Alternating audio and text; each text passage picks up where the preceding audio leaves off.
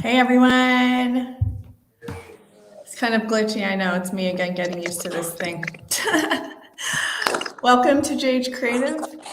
Get creative with us. I'm super happy to introduce to you my next guest for 2022, Mike Goldstein. Thank you so much for hopping on today. Of course, thanks for having me. Yeah, so for those of you who don't know Mike, I think for anyone in Tallahassee, you might have bumped into him at some public event in one form or another, or you might have seen him riding his pedicab. So he's the owner of Mike's Pedicabs, and he's very engaged with the community. He's very generous with supporting local and small businesses here in Tallahassee. So I'm really happy that he had the time today in his busy schedule to hop on and just talk about how he got started. Sure, thanks for having me. My dad started a company about 10 years ago almost. So it's Capital City Pedicabs, LLC, and I've been rocking and rolling almost 10 years now. So it's cool to just be part of the community, get back when we can, and just really kind of be out and about and get to see more than you thought you would in a 9-to-5 office setting. That's awesome. So like you said, your dad started the company, and then now you're just kind of carrying it on. What have you done since then? I've got more branding out there and just really connected with the community more than when I first started.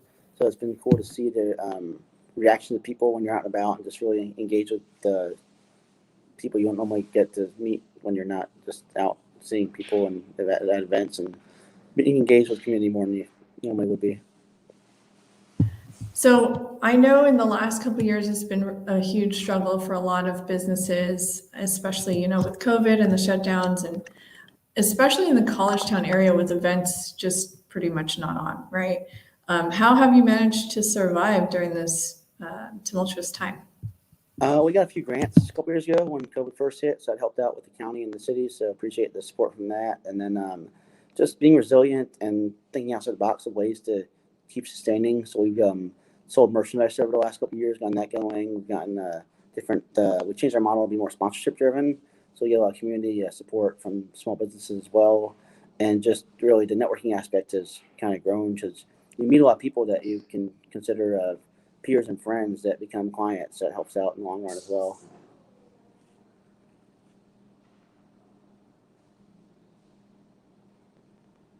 Sorry about that. Trying to unmute and share my screen soon. It's my first time to do this single screen. I usually do it dual screen, so please bear with me, guys. I do have some really cool pictures that Mike gave us permission to share. And watch, if I share my screen and y'all start seeing like infinity versions of Mike and me, that's part of the reason of the glitch. While I pull that up, tell me a little bit more about why your dad started the business and then why you decided to continue on. Because some kids or some people decide, oh, I want to do my own thing. Or why did you, just tell me about why you continued on. Sure. My dad started it because he did state work for 20 plus years and wanted to try something different. So we got it from a family trip and just kind of brought the idea here. And I took it over in 2018 because I was just tired of working retail for 8 years and needed to do something different to change it up. And it's entrepreneurship's not hard, not easy, but it's definitely rewarding in itself when you get out there and get to be more than just in a 9-to-5 office setting. So it's cool to kind of see what each day brings out and how you can kind of have an adventure and explore what your business brings. That's great. I mean, that's really honorable of you. I think my parents tried to get me to continue on and run a business that I had no clue on doing. It's not the easiest thing to do. And so, and it was like a completely new industry that I had no familiarity with. But anyways, but yeah, so our parents entrust us to do a lot. Like, so what does he think about how you're taking the business now? It's definitely different than my dad started it, but it's more rewarding just to be more community active and engaged, and just really waking up every day and not knowing what's going to happen is part of the journey. But it's also rewarding to kind of see what results transcend from each day. Yeah, totally get it. So, what's it like right now with everything kind of in flux? And I know there's, you know, kind of a concern with the numbers going up again. What are your plans for, you know, do you have contingency plans, and what are you seeing out there right now? I think it was great when everything's been open, you know, especially in 2021, but it's like it fluctuates, right? With Delta variant kind of creeping in early in the fall, and then now it sounds like Omicron is affecting Yeah, we're going to things run out as of well. names soon with these variants, so I'm not sure how many more we can kind of get through before we run out of options for what we're going to call them. But as far as the events and all that, I mean, we're watching cautiously with what goes on, but we're not getting any more grant money. There's no more government assistance coming out, so it's a matter of figuring out how to be cautious and still survive, sustain. So we can't really go backwards, but just got to be cautious going forward. And we're just taking it one day at a time, but we're just being vigilant, but also just observing as we're out there. What's your favorite part about doing pedicabs? I mean, it's a lot of physical work.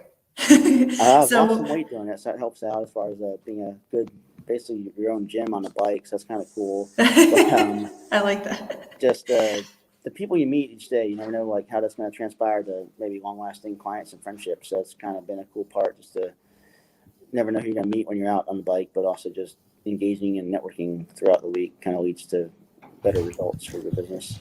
So, what do you use to, besides like, I'm guessing the tickets, you know, what else do you use to kind of help support the business? We've developed, like, we've got more into app payments because a lot of people don't have to carry cash, and with COVID, that's more like safe as well. So we can take payments via apps and cards now, so that helps out. And just planning long term for like 3 months at a time is what's going on before we don't know what's getting canceled or postponed, but just also really engaging and being active in the community helps generate the long term business growth.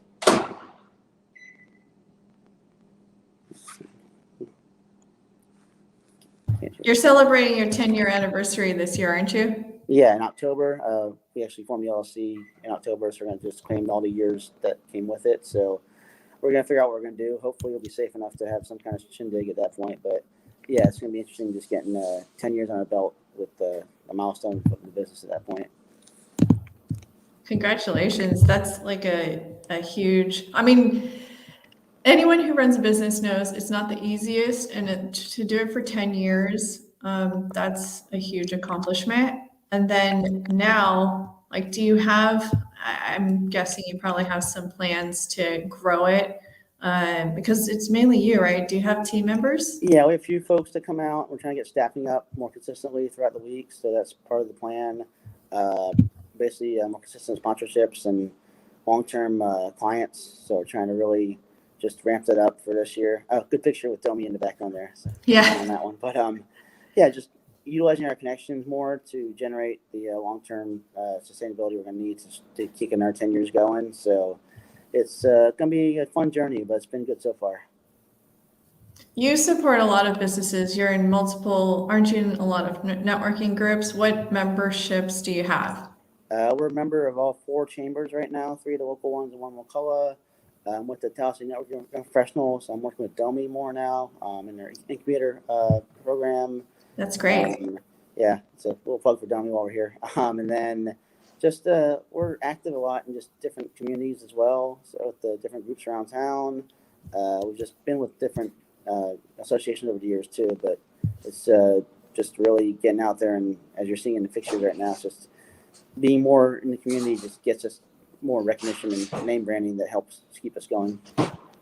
Has it helped with, like, I think you also include like ads for businesses that place it on your pedicab, right? Yeah, we have spots on our cabs and our branded T-shirts as well, but those provide talking points for like people to ask about them.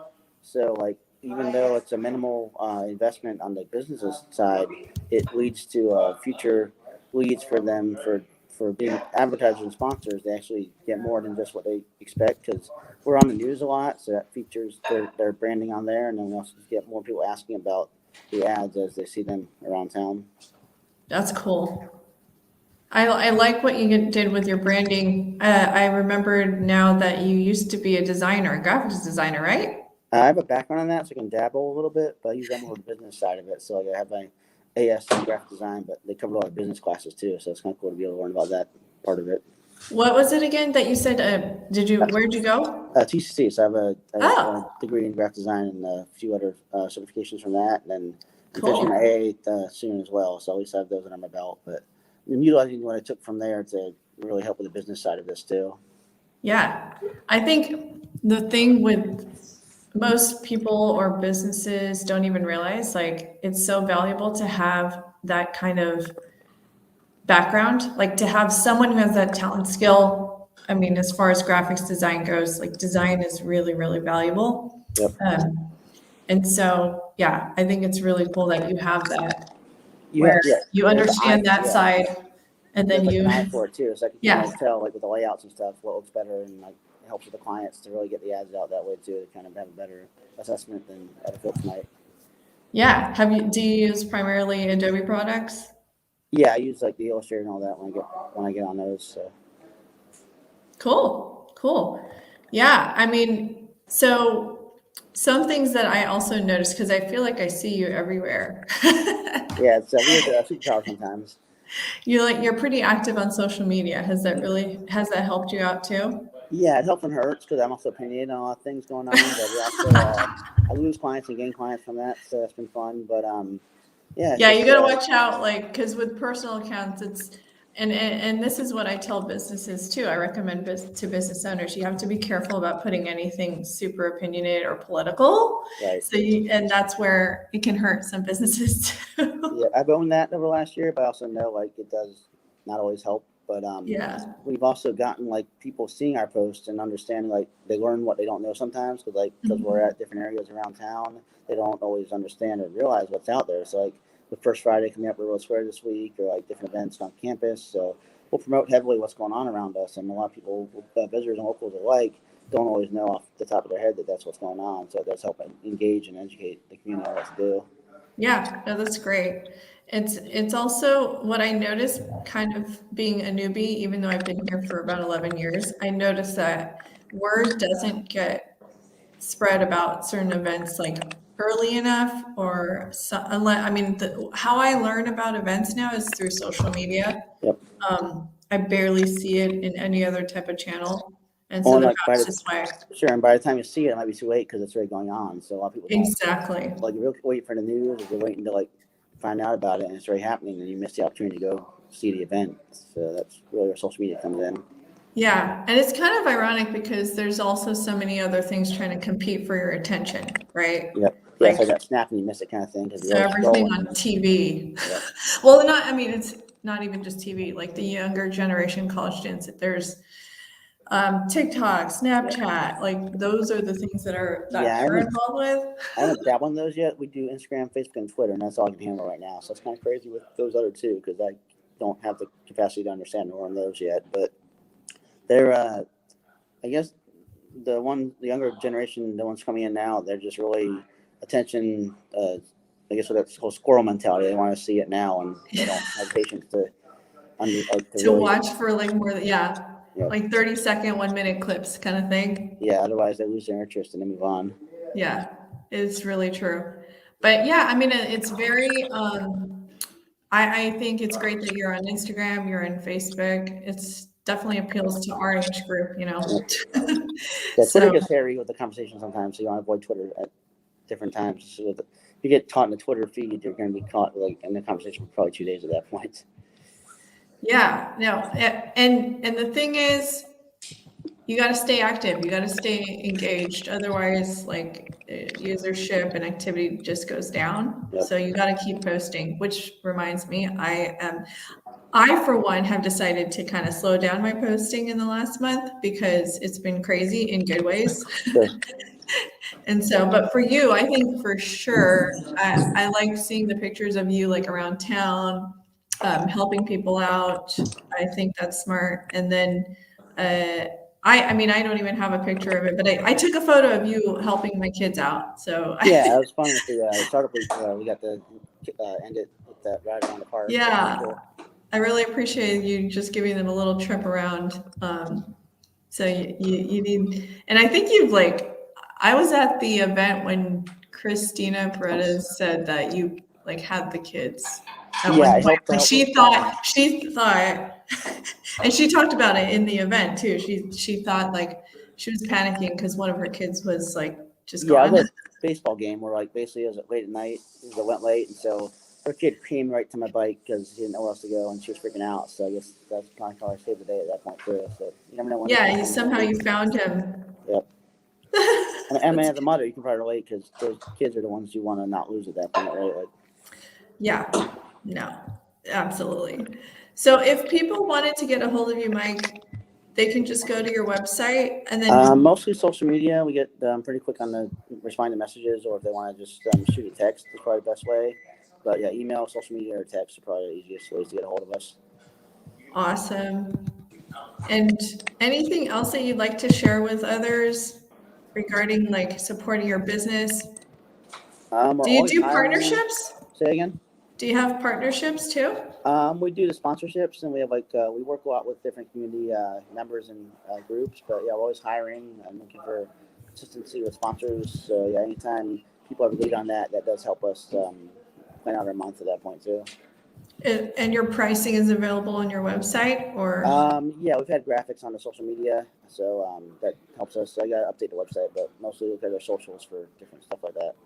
So does anyone book, like, is it kind of like Uber? They can like just message you and be like, hey, I need a ride and picked up here. Yeah, it goes both ways. We have pre-booked rides sometimes, and then just people kind of see us on the fly and kind of hail us down to the taxi. But we've gotten a good mix of tours booked over the last year, and just people need something to do that's just kind of planned ahead of time and stuff like that.